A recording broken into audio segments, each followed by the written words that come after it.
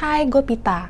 Menyambung video budget cash bulan Juni minggu lalu, kali ini gue akan membagikan budget total gue untuk bulan Juni 2021. Budget ini gue buat berdasarkan penghasilan total gue di Mei 2021. Tanpa berpanjang-panjang lagi, inilah budget gue. Kalau di bulan-bulan kemarin kelihatannya penghasilan gue wah banget. Well, bulan ini adalah bulan realitas. Penghasilan gue memang tidak sebesar sebelumnya karena tidak ada pembayaran bonus dari tempat gue bekerja. Juga gue tidak take profit dari hasil investasi. Jadi kalau dibanding-bandingkan memang tidak terlalu signifikan. Untuk biaya hidup, gue membudgetkan cash 5.350.000. Sedangkan untuk biaya hidup non-cash adalah 5.090.000. Ini untuk pembayaran hal-hal seperti asuransi, listrik, air, internet, koran, parkir, renovasi, tagihan HP, ganti peralatan rumah tangga yang rusak, dan lain-lain. Jadi total biaya hidup adalah 10.440.000. Sedangkan untuk non-biaya hidup adalah 7 juta, itu adalah budget untuk keluarga. Sedangkan untuk dana pensiun, gue mengalokasikan sebesar 11 juta.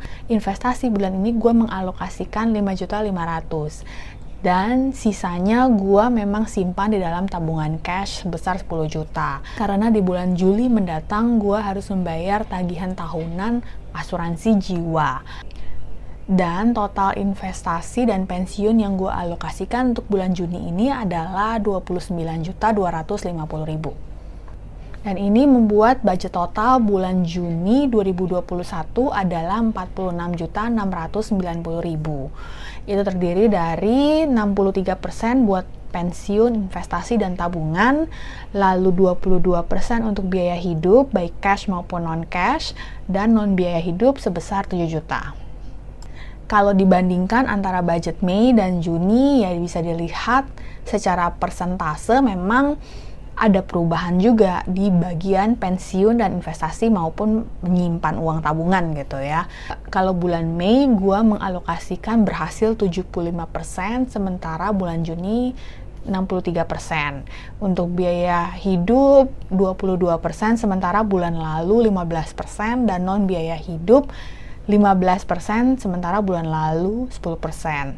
Ya, tapi kalau dilihat-lihat juga beda penghasilannya cukup signifikan karena bulan Juni penghasilan gue masih di kisaran 46 juta, sementara bulan Mei penghasilan gue di kisaran 68 juta. Walaupun bulan ini memang rate simpanan gue masih di atas 60%, tapi gue memang sedang bersiap-siap karena akan ada sebagian dana yang terpakai untuk membayar asuransi jiwa tahunan gue yang akan jatuh tempo di bulan Juli. Gue sendiri memang memiliki asuransi jiwa, berbeda ya dengan asuransi kesehatan, yaitu asuransi jiwa untuk keperluan memproteksi keluarga gue apabila terjadi sesuatu terhadap jiwa gue. Tujuan dari asuransi jiwa ini adalah untuk menggantikan pendapatan gue yang biasanya dialokasikan untuk keluarga. Jumlah coverage dari asuransi jiwa gue itu adalah perkiraan biaya hidup 1 tahun dari keluarga gue dikali dengan 12 tahun. Itu merupakan angka yang gue pakai untuk menentukan asuransi jiwa yang gue ambil, jumlah perlindungannya berapa, dan dari situ gue bisa mendapatkan preminya. Karenanya gue masih tetap harus mengikat tali pinggang kenceng-kenceng untuk bulan depan. Jadi bagaimana dengan budget lu bulan ini? Ini sudah menjelang pertengahan bulan sih, harusnya sudah dibuat ya. Ingat hal yang terpenting, it's not about how much you make, it's about how you manage your money. Salam!